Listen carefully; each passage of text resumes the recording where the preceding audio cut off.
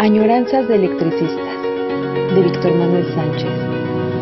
La historia de los electricistas nos permite encontrar una trayectoria política de su presente.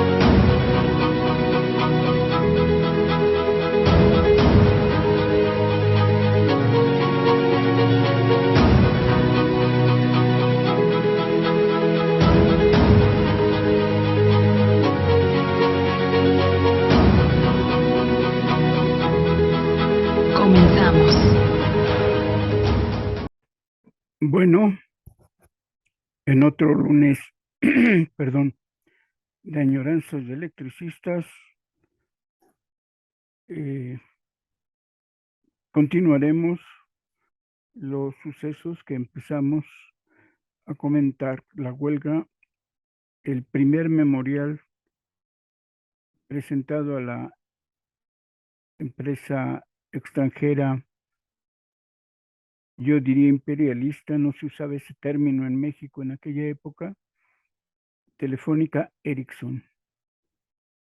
Y decíamos como contexto, porque se está presentando de manera simultánea un conjunto de elementos que no podemos, por desgracia, estar repitiendo cada vez, pero que espero que tengan presente. Es 1915, es enero de 1915, cuando ha pasado un mes de la formación del Sindicato Mexicano de Electricistas. Esto es importante tenerlo presente, un mes. Segundo, en el mes que se forma, justo es el tiempo cuando han salido de la capital las fuerzas carrancistas y entran las fuerzas revolucionarias de Francisco Villa y de Emiliano Zapata. Son los representantes de la Convención de Aguascalientes. El gobierno que se aprobó junto con una constitución y un presidente en la Convención de Aguascalientes, misma que traicionó Carranza. Este es el asunto. Gran temor había en la Ciudad de México. La prensa existente de la época auguraba que llegaban los más, ¿cómo podríamos decir? Salvajes revolucionarios. O sea, le achacaban un gran salvajismo, que se tuviera mucho temor, que se cerrara todo, porque llegaban, que iban a asesinar y que iban a robar todo. Cuando históricamente siempre lo que supimos es que fueron las tropas de base de Carranza las que hicieron eso.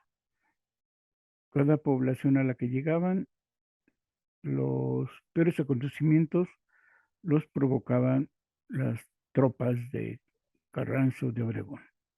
En fin, en este ambiente de, de justo esa transición de saber quién va a gobernar, porque esta es la característica, no se sabe todavía el poder político como tal, un Estado estructurado, una propuesta, todavía no se sabe, se desconoce.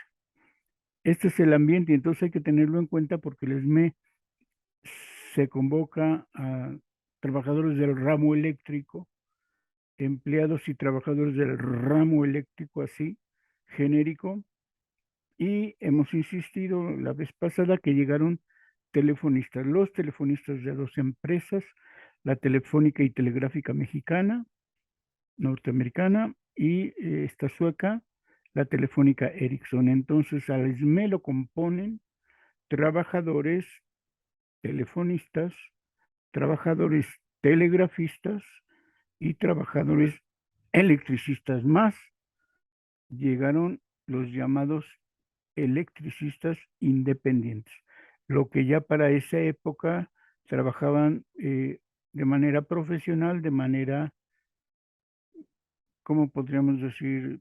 Solos, exclusivamente con talleres, cosas, las primeras actividades que se aprendieron de manera particular.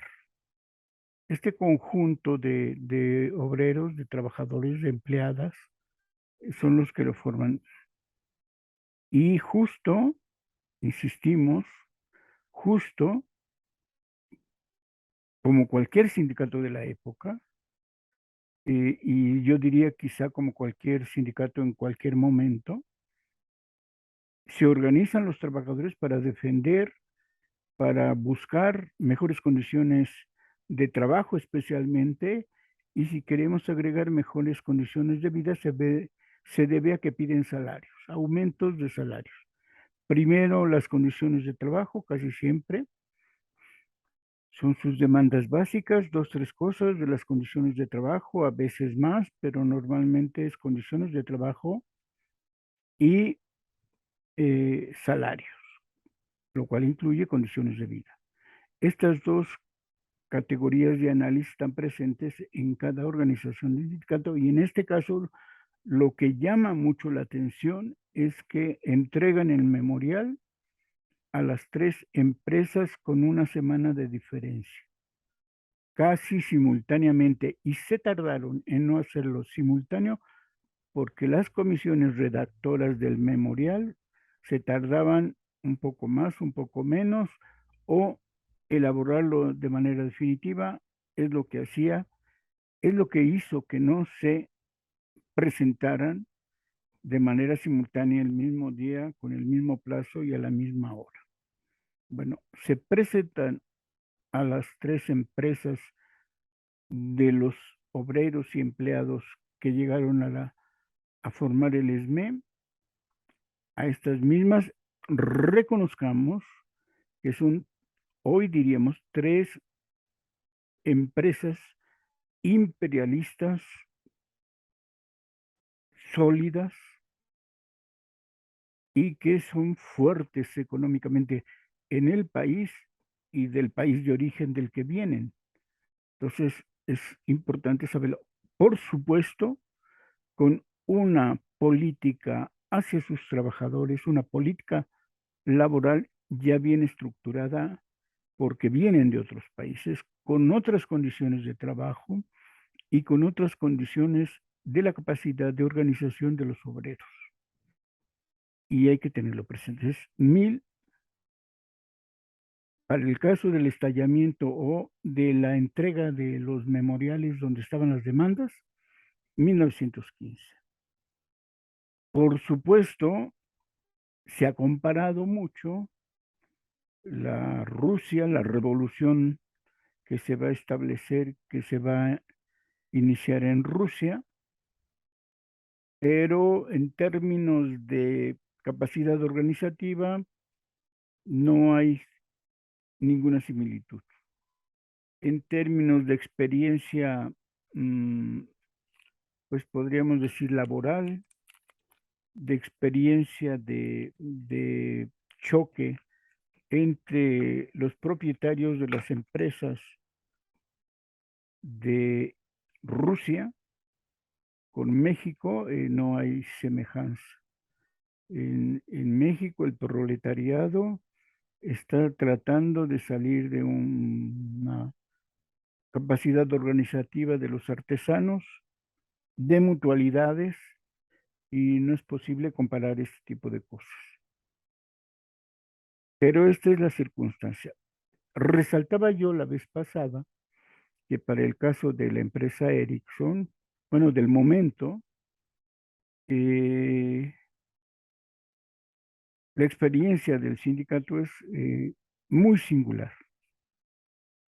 En una, con la Telefónica Ericsson y, perdón, lo que quiero resaltar es que la capacidad de organización y la capacidad de aprendizaje que van a tener en ese mes, digamos para enero y febrero, digamos 2 meses y medio, es justamente la que van a tener según la respuesta de las empresas.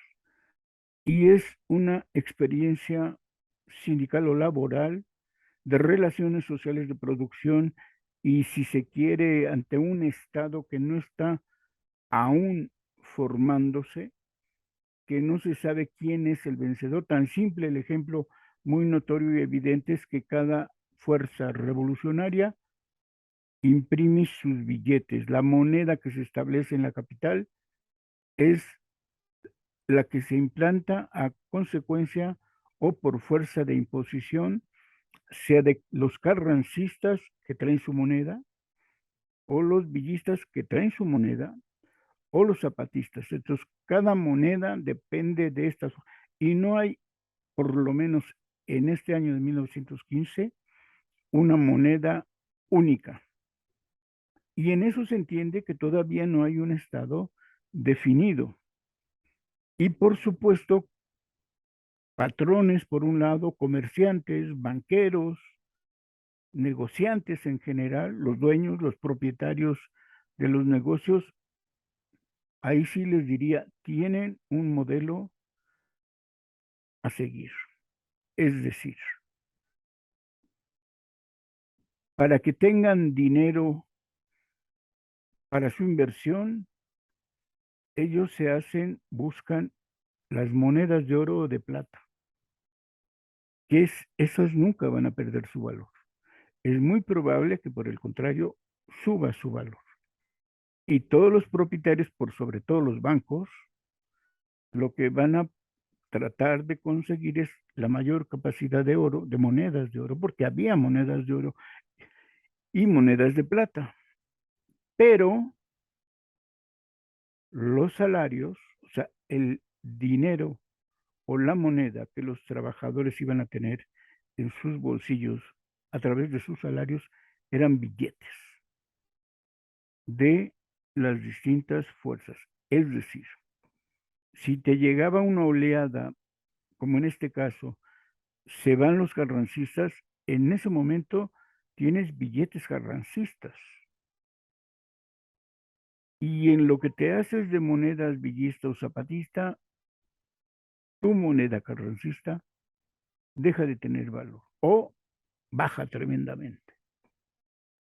Un peso, digamos en promedio, un peso, pues los comerciantes, los tenderos, donde ibas a gastar tu salario, te lo valoraban en 10 centavos. La pobreza, la explotación fue tremenda. Siempre recibieron sus salarios en billetes revolucionarios, que de revolucionario no tenían nada. Todo el año de 1915, es decir, desde 1914 y todo el año de 1915, los obreros padecieron de esta circunstancia. Tener billetes emitidos por las distintas fuerzas según llegaban a la capital, con comerciantes, patrones, negociantes y banqueros usureros, como suelen ser siempre. Entonces, teniendo salarios de hambre, y le agregamos la inflación. Es decir, no solo te cobraban, te desvaloraban tu salario, tus 10, 15, 20 pesos que tuvieras para ir a gastar. Bueno, el salario estaba por debajo de los 50 centavos y era tremendo. Esta es la situación que debemos de tener presente cuando hablamos de la Revolución Mexicana, que a veces se nos olvida, que a veces se nos olvida y está mal. De tal manera que pensemos este asunto. Bueno, es el contexto del que de repente lo dejo, suponiendo que todos pensamos según el año que estamos hablando, cómo es la situación. Bien, en estas condiciones generalizadas de pobreza, dos cosas vinieron a afectar grandemente. Una, la inflación, por supuesto provocada por los propietarios de todos los negocios y de todas las empresas. Especularon, como lo sabemos, de esta manera: quedarse con el oro o con la plata y lanzar los billetes.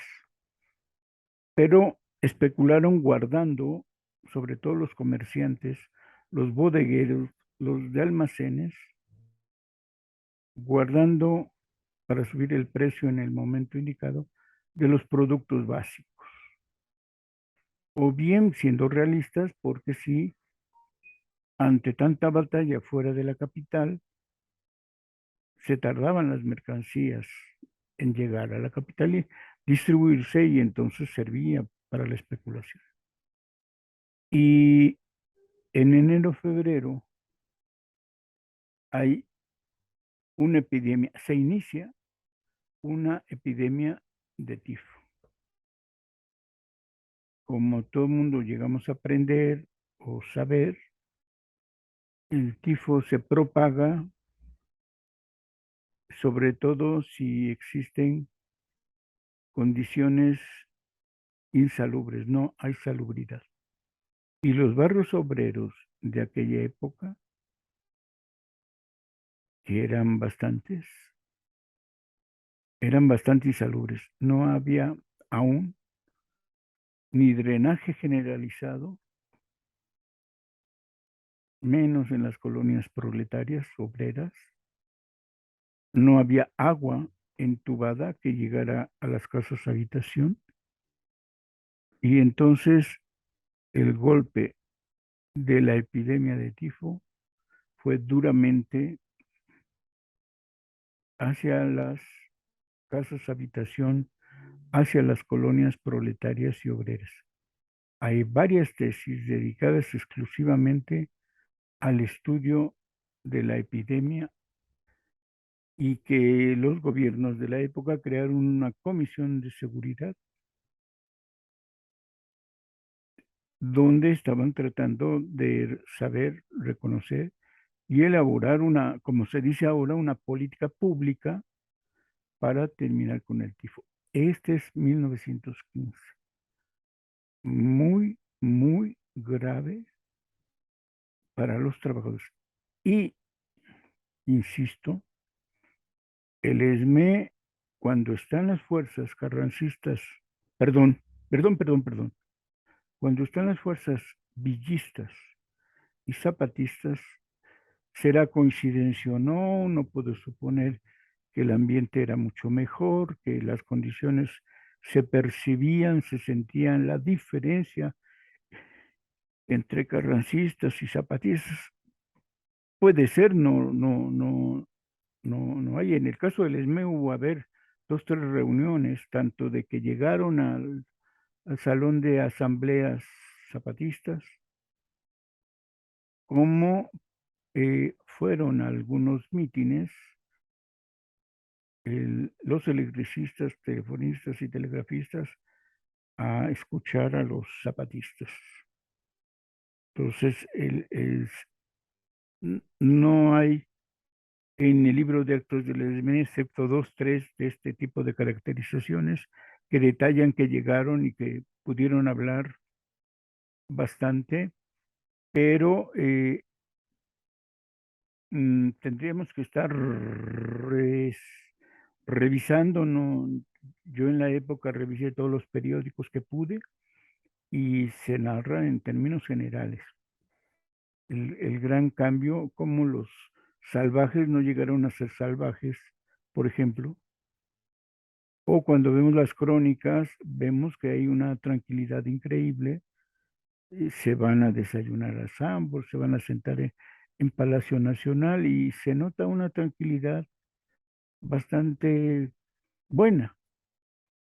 Entonces, no, de ese lado parece que no hay queja y el ambiente era tranquilo. Tendríamos que volver a regresar a los periódicos para checar si de verdad en los periódicos de la época se nota la diferencia. En general se sabe que así era.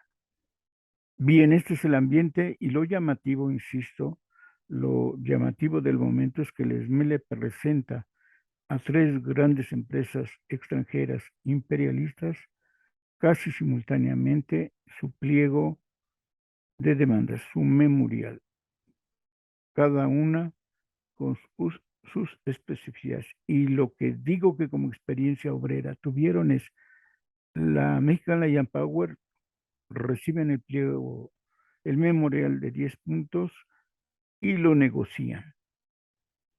Bien. 7 son resultados satisfactorios para el sindicato. En el caso de la Telefónica y Telegráfica Mexicana, comenté ya un poco narrando el asunto del líder, del militante, todavía no es un líder, del militante, es un activista, es un brigadista, es un buen orador, Morones, que el 8 de febrero de 1915, ante el pliego de demandas y la negativa de los gerentes de la empresa telefónica y telegráfica mexicana,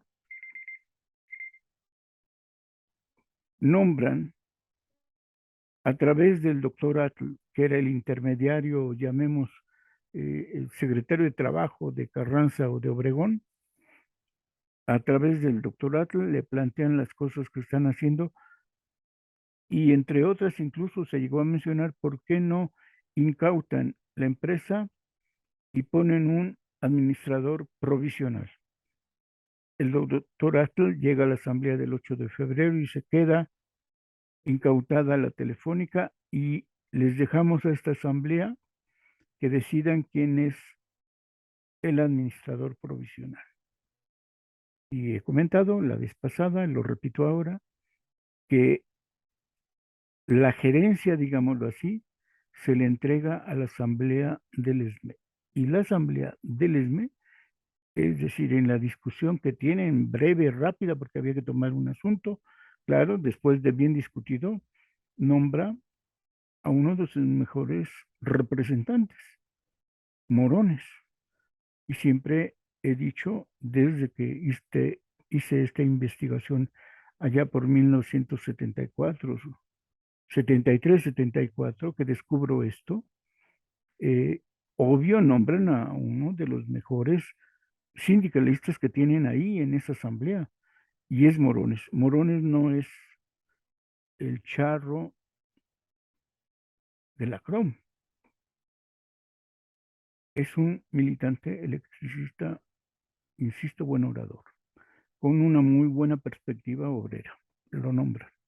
Entonces, en una, su memorial es negociado en forma satisfactoria, en otra, el memorial queda pendiente, pero la empresa la va a administrar el ESME y nombra gerente a Morones. Y en el caso de la Ericsson, que es el que estamos tratando, estalla la huelga de manera parcial y se van a tardar varios meses en resolver. Y esta es la experiencia increíble que van a tener los electricistas del ESME o el ESME y sus telegrafistas y sus telefonistas y sus electricistas a través de esta experiencia de lucha inicial. Así se inicia el ESME a la lucha obrera con 3 experiencias completamente diferentes en 1915.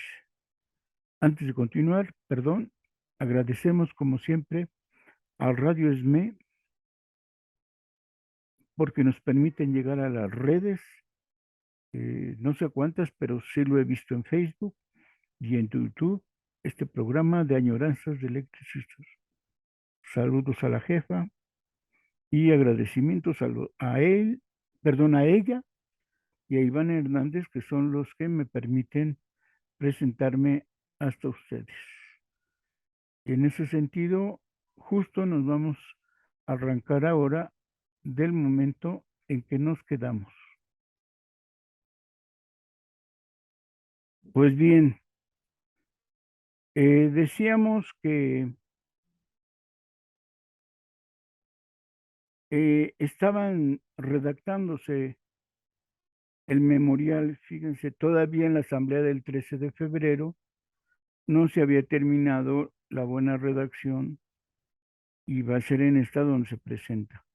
Se estudia en esa asamblea 13 de febrero de 1915 y debemos de pensar que ya se había entregado a la administración de la Telefónica y Telegráfica la asamblea. Olvidé otro detalle. Mexican Lion Powers era un consorcio de 2 grandes empresas en la capital muy importantes. La otra era la compañía de Tranvías Eléctricos de México. Y justo por eso se hablaba de incautación.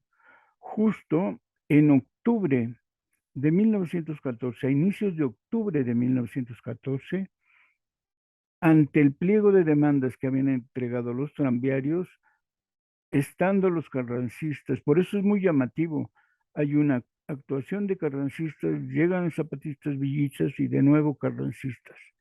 Las dos incautaciones que hubo, una en octubre y otra en febrero, la van a hacer los carrancistas. En tranvías eléctricos, que era parte del consorcio de la Compañía Mexicana de Luz y Fuerza Motriz, tranvías eléctricos, incautan y ponen a un gerente propio, carrancista, que es coronel y además ingeniero, Morales Gess. Es decir, desde la primera semana de octubre, y justo cuando el ESME va a plantear sus nuevas demandas, ya tiene 2 meses Morales Gess en la gerencia provisional, un general ingeniero de Carranza. Por eso saben de que puede existir esta posibilidad de incautar para no detener el servicio y seguir negociando. En fin, se discute, insistimos, en la asamblea del 13 de febrero de 1915, el memorial que se le va a presentar al gerente de la Ericsson. La comisión de estudio se vuelven a reunir al siguiente día y ya de regreso, la siguiente asamblea, el 18 de febrero, ya se ha entregado a gerente su memorial. Y enseguida lo desechó la empresa de teléfonos Ericsson. Entonces, se hace una acalorada discusión en esa siguiente asamblea. La comisión presenta los resultados y dicen que Ostlund, que es el gerente, los trató mal, los insultó, y después de acalorada discusión, el compañero Ochoa propone una comisión que constará de 2 empleados, 2 operadoras y 2 operarios. Se ratifica pues esta actuación, quienes serán acompañados por 2 miembros del comité. Y entonces la comisión que va a volver a presentar el memorial que es electa, son los siguientes compañeros y compañeras: Josefina Sotomayor y Juana Agüero, es decir, 2 operadoras. Federico Sandoval y Dávila, Miguel Jácome y Manuel Hernández, Luis Arrochoa es el secretario general, y los otros 2 compañeros es Antonio Arceo y Ernesto Velasco. Y le entregan el memorial indicándole que tiene 48 horas hábiles a contar a contar de las 6 p.m. del día 19, quedando el compañero Arceo para ponerlo en limpio y presentarse a la comisión al día siguiente, porque este acuerdo de cómo los trataron y de volver a poner en limpio el memorial, y los comisionados se presentan ante el gerente Ostlund al día siguiente. La asamblea siguiente que hubo, la primera del 24 de febrero, se lee contestación que dio el gerente de la empresa Ericsson, gerente Ostlund. El compañero Sandoval informa sobre las reuniones privadas que el referido gerente ha tenido con el personal de esa empresa, es decir, se informan que ha estado reuniéndose con los compañeros y compañeras para dictar, para mostrar su política que va a tener respecto, disuadiendo a todos y mostrándoles el peligro del memorial. El compañero Ochoa toma la palabra, da un informe general sobre el resultado de los trabajos que la comisión ha llevado a cabo, en el mismo sentido, pidiéndole a la Asamblea la aprobación, lo cual hace la Asamblea. Pues ya sabemos que la Asamblea estaba de acuerdo. En ese momento, el compañero Morones toma la palabra, hizo notar la falta de algunos miembros de la Compañía de Luz, teniendo para los que faltaron a esta asamblea duros cargos, contra los que protesta en lo personal el compañero Rosales de la Vega. Se critican Morones achacando ausencias. Es curioso, siempre pasa eso, ¿no? En un salón de clase. Yo recuerdo mucho algunos de los sermones de padres cuando yo era chico. Creo que fue la única época en que parece que fui católico, porque atendiendo a los discursos de la revolución, el enemigo número 2 de los obreros en la religión, los padrecitos. Y entonces siempre regañan a los que no están, ¿no? Es curioso, ¿por qué regañas a los que no están? Y entonces el padre duro y dale, duro y dale. Y nosotros que estábamos ahí, en vez de recibir por lo menos unas alabanzas, unas gracias y demás, no, una dura crítica. Y en esto es la discusión entre Rosales de la Vega y Morones, y Arceo dice que quizás se deba a que la mayor parte del salón que se estaba buscando, bueno, que no llegaron porque se estaba buscando un salón adecuado, porque como ya se sabía, los miembros de la Casa del Obrero iban a cerrar porque habían hecho el pacto con Carranza y entonces todas las iban a cerrar, y también porque el ESME rechazó la postura de formar parte de los batallones rojos. Entonces, la información que se corrió era que aún no se sabía cabalmente dónde iba a sesionar el sindicato. En el momento en que localizan el local de donde está el Salón Star, en una de las esquinas de la Alameda, rinconada, ay, se me acaba de olvidar, ahorita me recuerdo y les digo.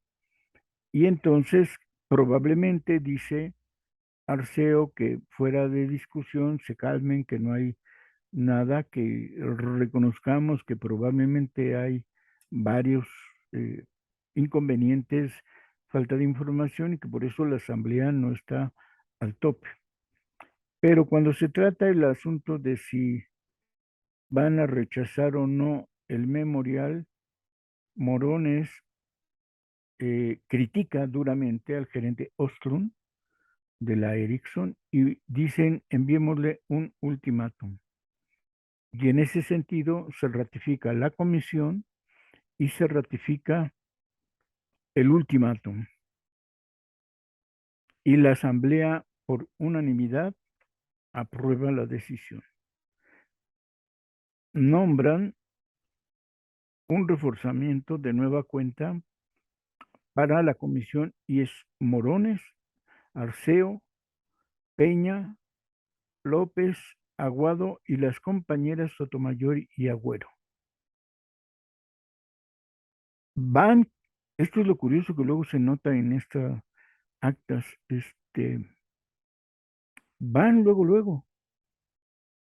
Eh, es, la asamblea es más o menos hasta las 7 y de todos modos va a la comisión, van a las casas, que es lo que llama la atención, porque tanto las empresas están en el centro como las casas de los gerentes están bien ubicadas por ahí, y van y se presentan y le dicen del ultimátum, y dicen que no estaba el gerente disponible, no estaba en el lugar donde fueron, tanto a la gerencia de la empresa como a su domicilio, y,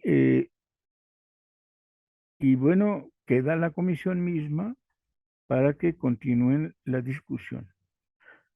La huelga, como hemos dicho, es parcial y durante todo este tiempo, hasta marzo, que es cuando finalmente va a haber una respuesta más o menos bien pactada, ha habido actividades, mítines, ha habido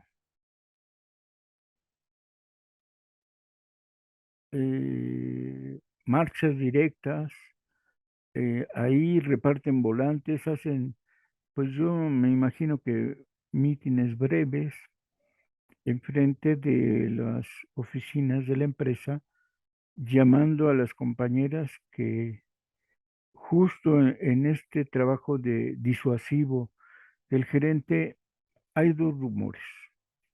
Bueno, hay dos noticias que se manejan. Uno,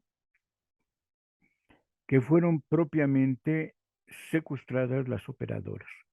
El mínimo de operadoras que se necesitaban para mantener el servicio fueron obligadas a quedarse dentro del edificio. Disuadidas, convencidas por el gerente de la maldad del sindicato. La otra versión que aparece en los diarios es que fueron secuestradas.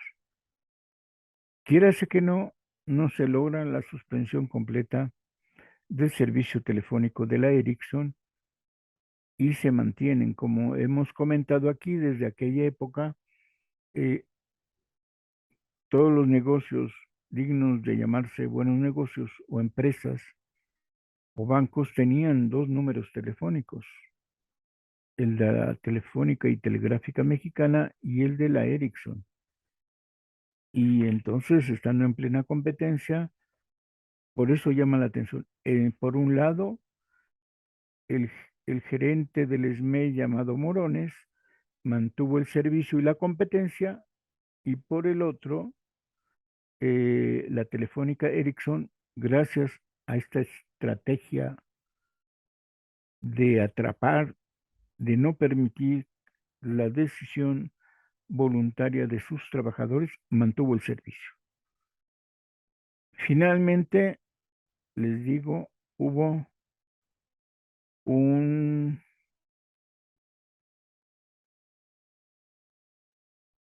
acuerdo.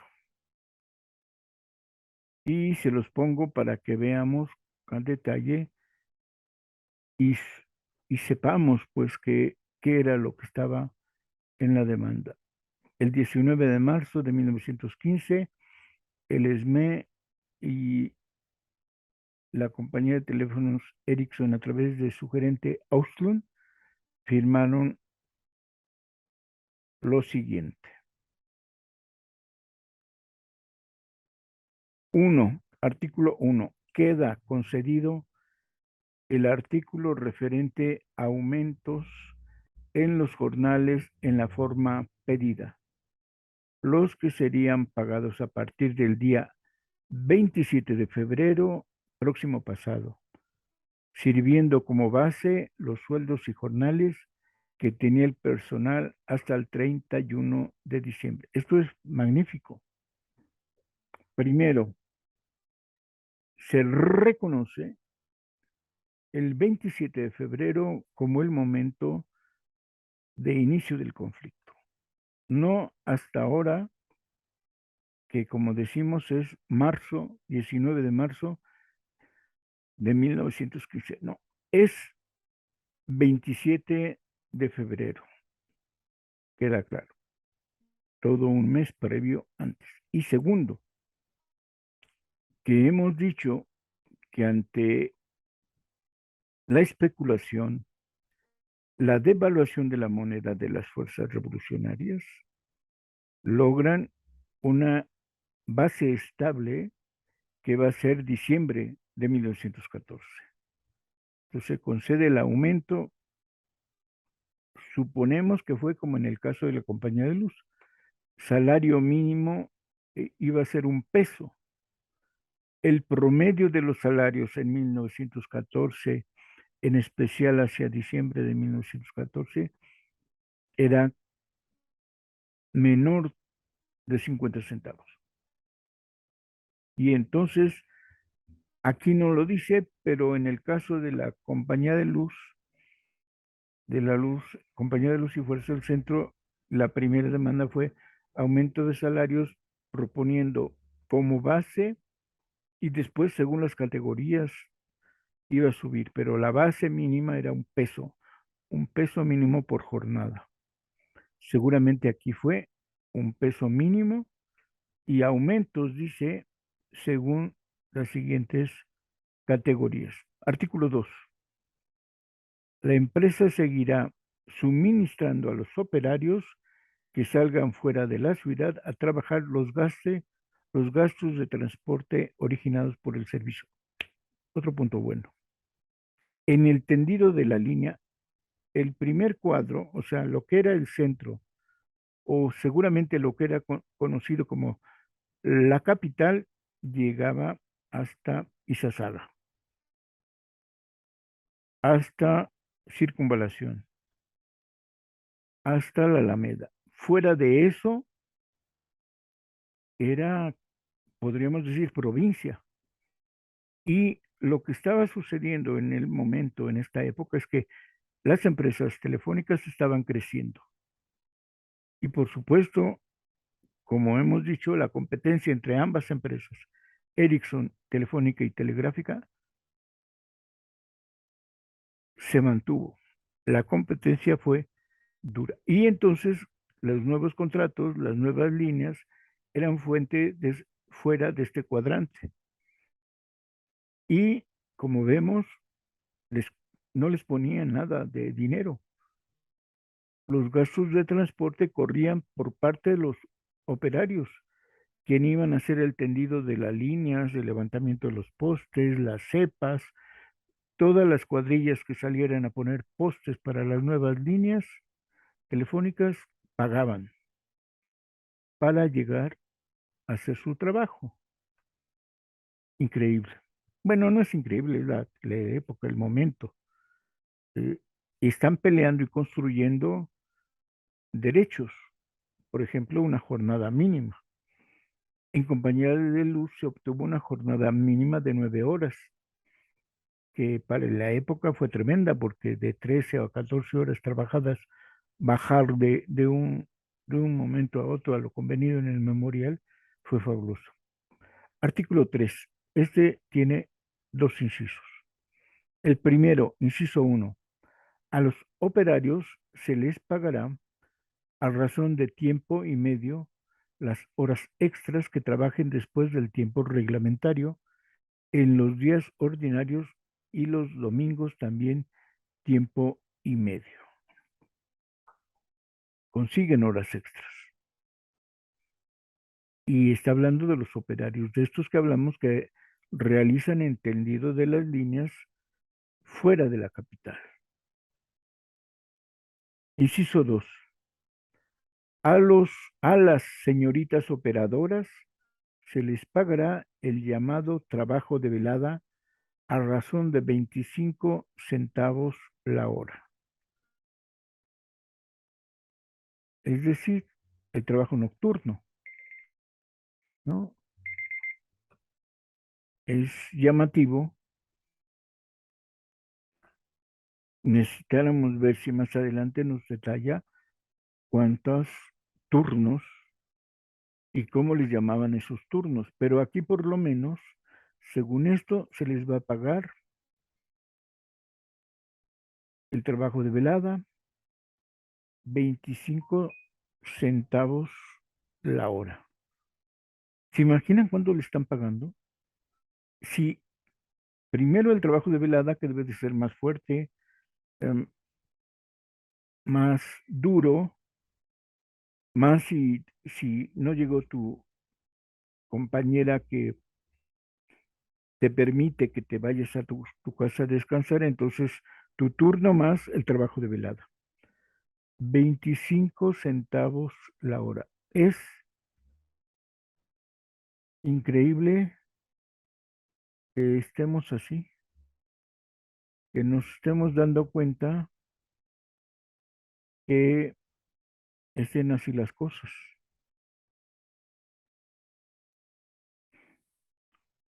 Bien, entonces, eh,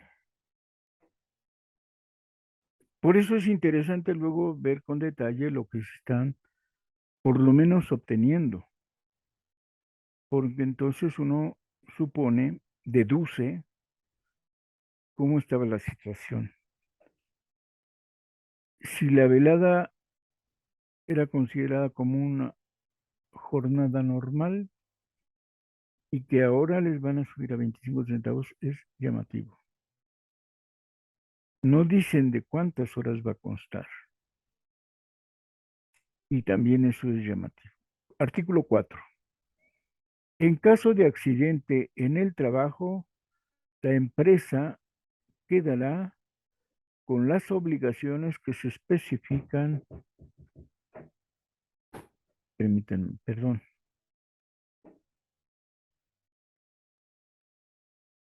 con las obligaciones que se especifican en los incisos A y B de este artículo 4. Siempre que no haya habido descuido por parte del operario que sufre el accidente. Es un argumento patronal de toda la vida. Primero van a querer que se evalúe el accidente, que se estudie las condiciones en que fue realizado, porque puede ser un accidente inventado o provocado por el mismo trabajador o por descuido. En fin, entonces, tomando en consideración el informe o reporte que en cada caso debe producirse y oyendo además al jefe inmediato del empleado u operario que haya sufrido el accidente. Es decir, un reporte patronal donde quede demostrado a ojos de los jefes que efectivamente haya sido un accidente. Los incisos, después de pasada este asunto, inciso A. Cuando el accidente ocasione lesiones curables o inutilización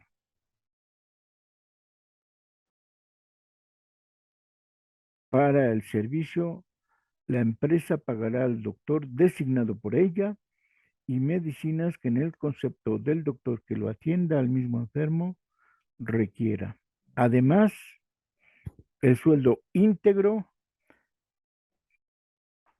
completo, hasta el completo restablecimiento, siempre que no exceda de un año. Miren qué fabuloso.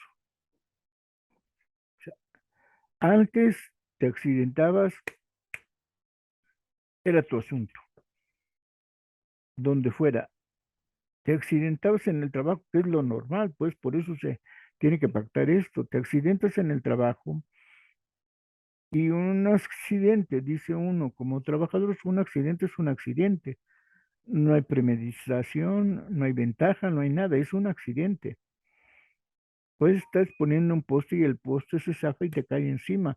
Es un accidente. Ah, no, pero aquí lo tienes que demostrar. Eres culpable del accidente. Y ya que lo demostraste, se ha ganado. Lo increíble que te revisa un doctor de la empresa, vale, aunque lo ponga, y las medicinas, y tienes, es decir, no te van a correr y van a tomar en cuenta que vas a seguir siendo trabajador, ¿sí? Y vas a recibir tu sueldo. Es algo que mediante este tipo de cosas, las mutualidades, que fueron muchas las que hubo antes, se comprometían a tratarte, a ayudarte, a hacer algo por ti. Es de la empresa te abandonaba tu suerte y por eso se crearon los organismos mutuales. que en vez de exigir al patrón, y esta es la gran diferencia entre las organizaciones mutualistas y cooperativistas, es que no se le exige al patrón nada, todo lo que suceda, por ejemplo, en este caso, es tu problema. Y en la organización sindical, no, ¿sabes qué? No es mi problema. Estoy trabajando para ti, te produzco para ti. Tú eres el responsable y tienes que darme las medicinas. Y bueno, esto es un progreso increíble entre te vas a la mutualidad más cercana con los compañeros que con estos salarios ínfimos de menos de 50 centavos van a aportar para poderte eh, curar, pero despedido. Entonces, esto es un gran avance, increíble. Esto también se logró en Compañía de Luz. El memorial trataba también este punto de los accidentes de trabajo y del trabajo fuera de las horas normales, que bueno, 14 horas o 12 o 13 era una muy amplia jornada de trabajo. Inciso B, cuando el accidente ocasione la muerte, la empresa pagará el que jurídicamente tenga derechos hereditarios, una suma equivalente al sueldo o jornal correspondiente a un año o el complemento de esta suma en caso de que fallezca después de haber estado enfermo a consecuencia de este. Fíjate, de nueva cuenta, te van a pagar a tus viuda, a, tu, a quien tengas de familia, a tus padres quizá, un sueldo de un año, porque moriste en accidente. Y es, eh, si antes por estar enfermo te abandonaba la empresa, eres punto cero a la izquierda, ahora tu familia en desgracia, iba tus padres o tu esposa, tu viuda, le darían el sueldo correspondiente. O, como dice, si estuviste enfermo 3, 4, 5 meses y mueres a consecuencia del examen, lo que resta del año, porque ya te cubrieron doctor y medicina, se entiende, y te pagaban tu sueldo, es un buen complemento, por desgracia. Por desgracia porque moriste. También, como una parte de este inciso es, la empresa establecerá un botiquín para los casos de accidente. Claro que cuando sales a trabajar fuera, pues el botiquín seguro se quedaba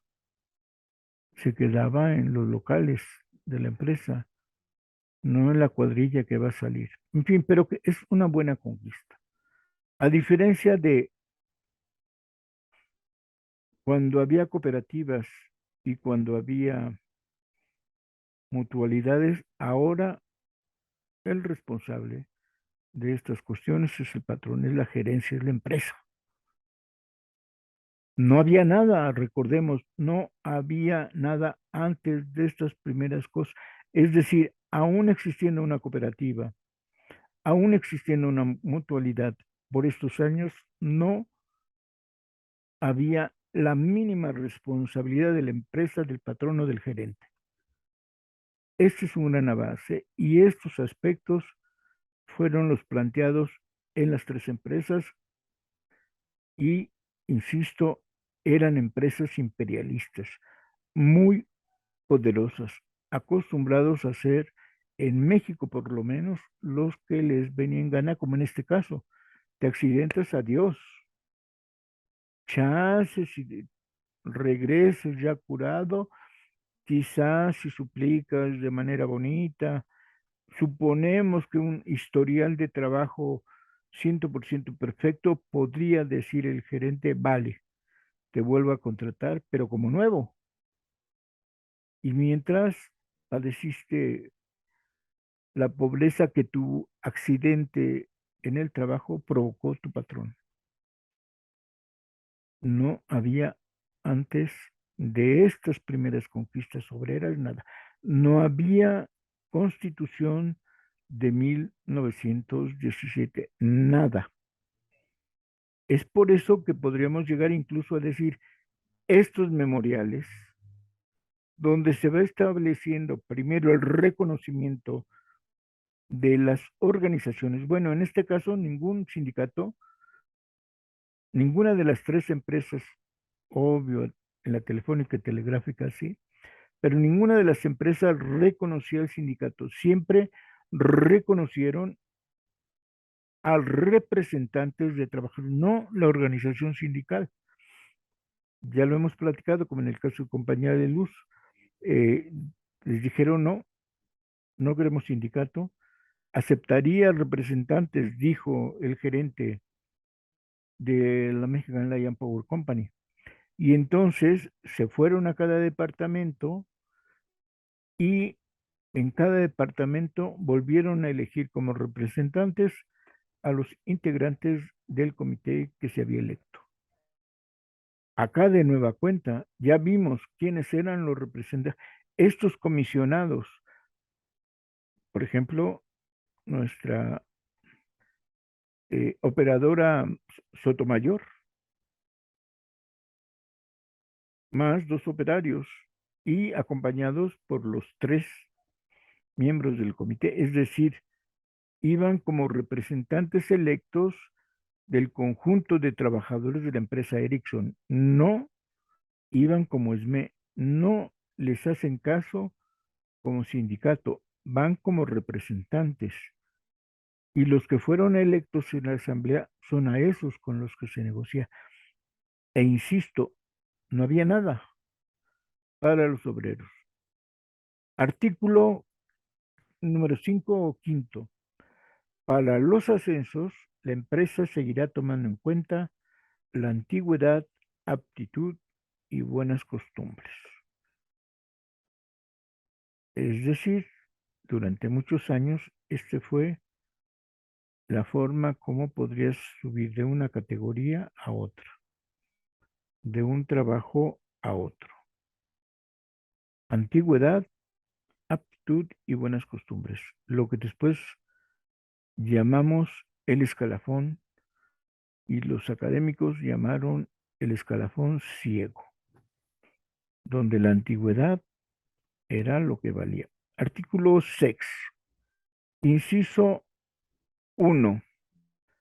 Cuando una señorita operadora llegue tarde a su trabajo, 10 minutos o menos,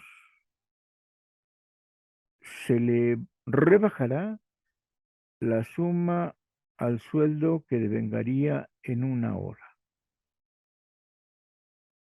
Es decir, en vez de descontarte los 10 minutos, el castigo es, se te descuenta una hora completa por menos de 10 minutos por llegar tarde.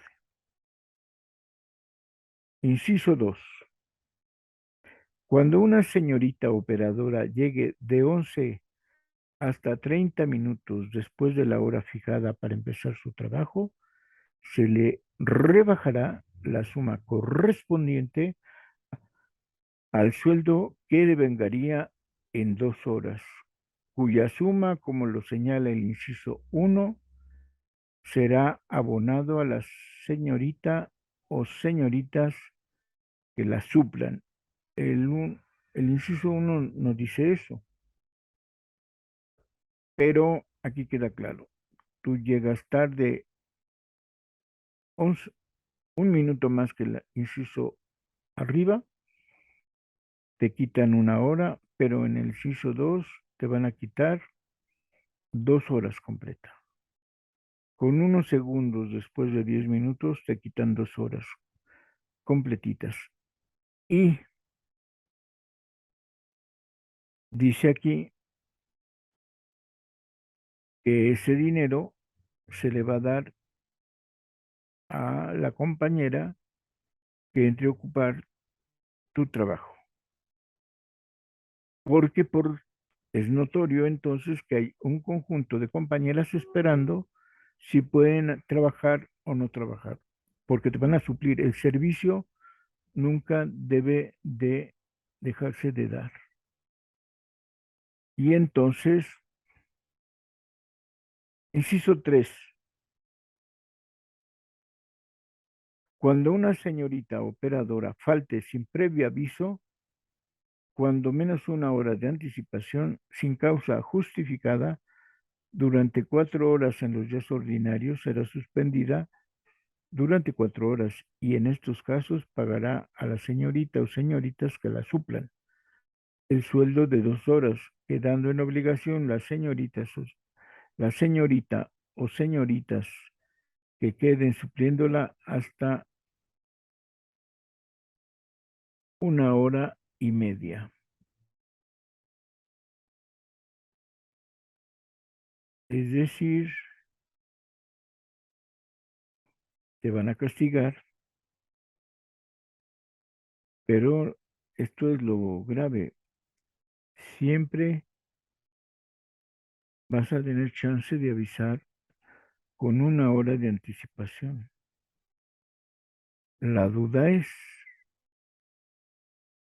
¿cómo lo haces? ¿Cómo avisas 1 hora antes?